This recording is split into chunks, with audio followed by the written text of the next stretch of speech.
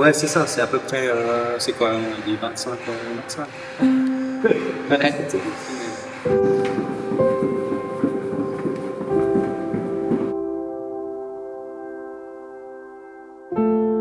J'ai expérimenté un temps de création ici qui était très très très tendu. Encore une fois, c'est pas un mauvais jeu de mots, mais ça demandait une attention particulière. C'était, je pense, l'installation la plus difficile que j'ai créée jusqu'à aujourd'hui, au niveau émotionnel et au niveau technique.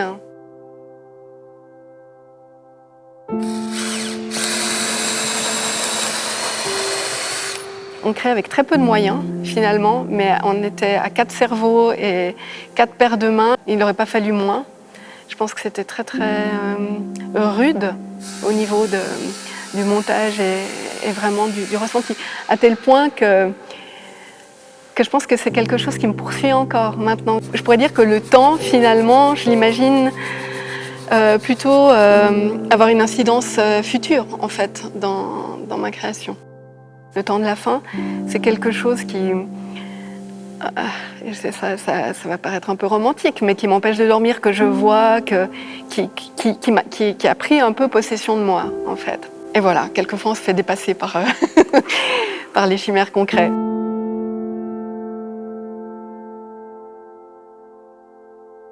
Je pense qu'il y a quelque chose de l'ordre d'une invention du temps avec la pensée juive et la pensée chrétienne. C'est un temps fléché, alors on le voit bien avec l'installation de Sophie Bouvier-Auslaender.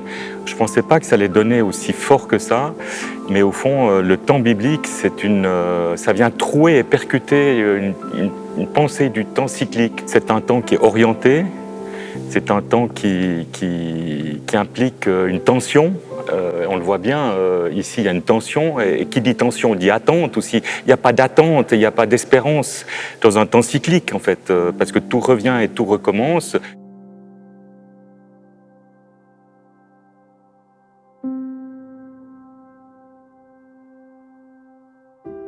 Le temps, il n'est pas uniforme, il est étalé, bien sûr, c'est le chronos, mais là-dedans, il y a des choses qui se passent et qui marquent, et par rapport à quoi on fait mémoire, par rapport à quoi aussi on peut imaginer pour l'avenir un certain nombre de choses, tandis que si on n'est que englué dans les choses qui n'arrêtent pas de passer et qui vont à la mort, il n'y a rien qui se passe. Coëlette disait il n'y a rien de nouveau sous le soleil. Quand il n'y a rien de nouveau sous le soleil, est-ce qu'il y a des événements? Je ne sais pas.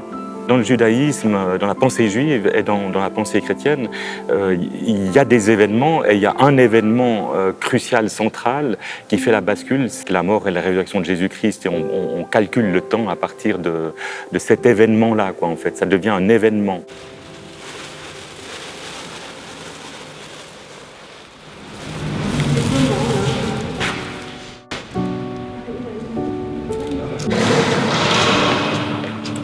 Tu vois cette marque-là, tu sens ici, tu vois? Il s'est resserré là-bas aussi. Le temps peut être qualifié de diverses manières, quoi. Ça vient plutôt de la pensée grecque, hein, qui a été importée dans la pensée judéo-chrétienne. Le chronos, le kairos, c'est la crisis. Chronos, c'est le ruban du temps. Alors le film plastique évoque cela, c'est cette tension, ce ruban qui ne cesse pas de s'étaler, hein, mais qui est percuté, qui est fissuré par des kairos. Kairos, comme on dit souvent, c'est les occasions favorables, mais ça peut aussi être des occasions de malheur. Alors il y a un jeu entre le temps qui s'écoule et puis les moments favorables ou défavorables. C'est-à-dire c'est parce qu'il y a du temps qui s'écoule qu'il y a de l'événement possible, et en même temps l'événement, il fait brèche, il fait apparaître, il fait surgir des choses qui ne sont pas simplement données par l'écoulement du temps. Donc je pense que dans l'existence, on est toujours dans cette dialectique entre du temps qui passe et puis quelque chose qui se passe. Ce qui fait rupture et ce qui permet d'avoir un événement, en fait, c'est quand tout d'un coup le temps devient relief.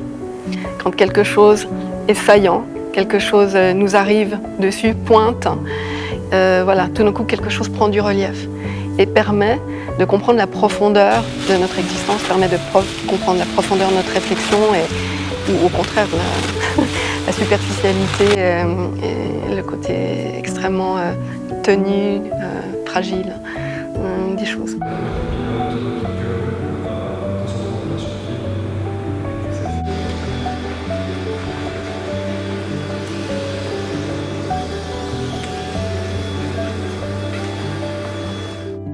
Oui, l'accroche, c'est effectivement quelque chose qui m'a frappé en voyant construire, réaliser cette installation de Sophie, par Sophie et son équipe. C'est pas la première chose que l'on voit. On voit évidemment le film tendu, orienté, qui donne une orientation vers le cœur. Il y a une flèche qui est orientée vers le centre du cœur, en hauteur. Et puis, ce qu'on ne voit pas tout de suite, c'est ces accrochages, en fait. L'accrochage qui permet cette tension. Et moi, en tout cas, ça me fait réfléchir. Je n'ai pas de solution, je ne peux pas aller plus loin que ça, mais dire quels sont nos accrochages dans notre monde d'aujourd'hui, dans notre temps. J'ai l'impression que les idéologies se sont effondrées. Ça, je ne fais que de redire des banalités. Le christianisme, il est en train un peu de se liquéfier. Est-ce qu'on a encore des points d'accrochage? Est-ce qu'on a encore des points d'accrochage qui sont communs? C'est quasiment si c'était pas un terme, mais ça indiquait un élan en fait. On a l'impression d'avoir une flèche arrêtée sur un instant comme ça, mais qui est appelée à continuer, quoi. Non, le point d'accrochage, ça me parle beaucoup dans notre monde d'aujourd'hui. À quoi est-ce qu'on s'accroche? À quoi est-ce que notre monde s'accroche pour espérer, pour attendre quelque chose, et pas simplement pour laisser passer le temps, quoi, en fait.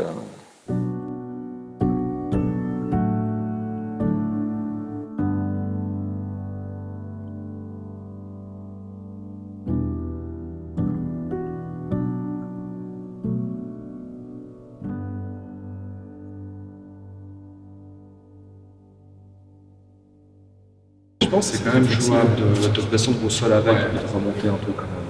Quitte à avoir une deuxième personne après à ce moment-là qui reste juste au sol en tension, on reprend notre nacelle. Mais c'est ça, c'est qu'il faut juste rester en tension. C'est ça, je sais. Ah ouais. Tant qu'on reste en tension, c'est bon. Il n'y a pas besoin d'une maxi tension, mais... Alors, on fait une première tentative. Et oui, on peut monter directement avec le filet alors. Ouais, presque. Ouais, c'est vrai. Ok. Ouais. Et c'est le guide comme ça alors.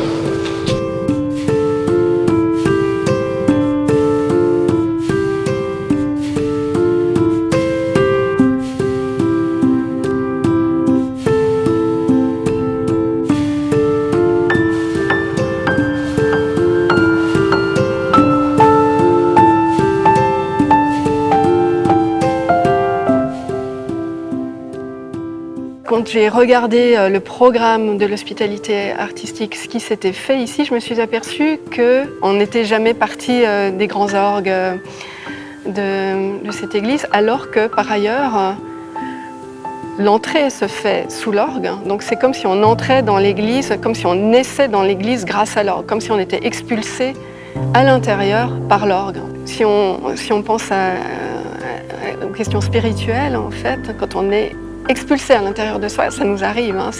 C'est aussi quelquefois là où on ressent une rupture, un conflit.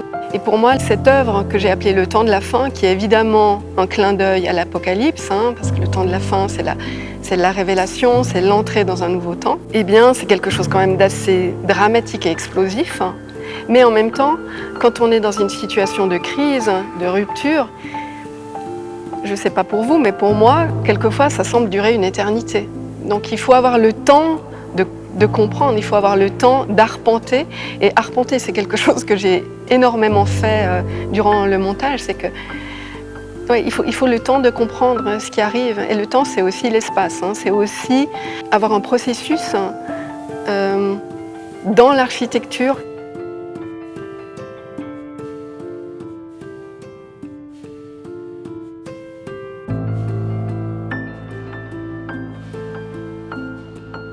Le film plastique, il est problématique. C'est un matériau ultra polluant, mais c'est peut-être le matériau le plus contemporain que j'ai pu trouver pour m'exprimer ici. On est dans un édifice médiéval avec des pierres, avec des matériaux nobles. Moi, j'arrive avec une sorte de matériau dégoûtant, qui est ce film plastique, mais qui en fait est issu du fossile, en fait. Donc finalement, on a comme la pierre et sa dénaturalisation extrême, en fait. Et comme je travaillais sur le temps, je trouvais intéressant d'avoir comme le A et le Z d'un matériau, enfin d'un état transformé. Et moi, en fait, j'essaie qu'on fasse les 3 petits points, enfin les milliers de petits points, toutes les étapes qu'il y a eu, à la fois temporelles, mais aussi physiques, pour en arriver là.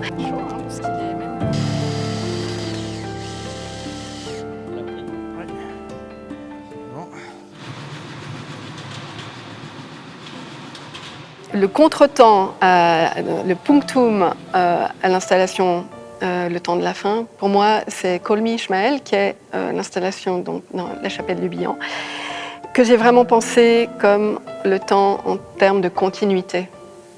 Donc vraiment en geste répétitif, mais qui répète, ne dit pas la même chose.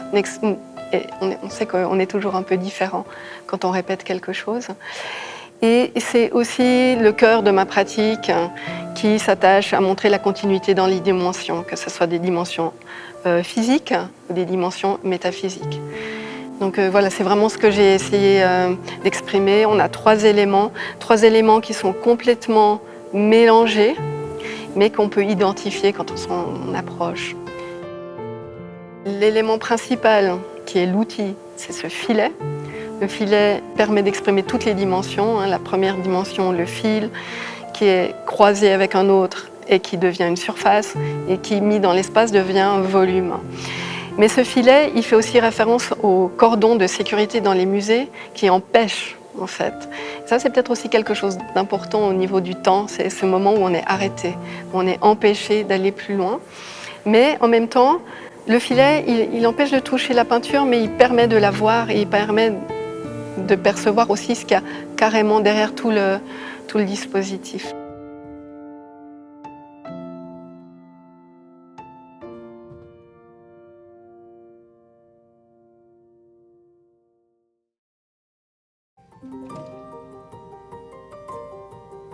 Et là, j'en ai encore le frisson, parce que le Kairos est arrivé. Je ne m'attendais pas du tout à être chopée, comme on dit, par cet instant. Je suis restée comme ça, infusée, et je me suis approchée, je me suis retournée, j'ai vu ce côté extraordinairement directionnel de cette espèce de faisceau de pointe comme ça qui nous indique la direction. Et soudain, j'ai regardé mes pieds. Et j'étais dans cet espace, il n'y a pas de banc, c'est très rare de voir l'église aussi peu encombrée. Donc tout à coup, j'ai erré dans l'espace, de respirer et de commencer peut-être à construire un narratif. Et ce qui est génial, c'est qu'au moment où on commence à entrer là-dedans, tout à coup, on est accueilli par la chapelle de Bihan, qui est pour moi le maillage justement de ce chronos, de ce temps, de cet espace, qui n'est pas le temps du spectaculaire, qui n'est pas le temps de l'instant T, c'est plutôt voilà, le temps de la présence.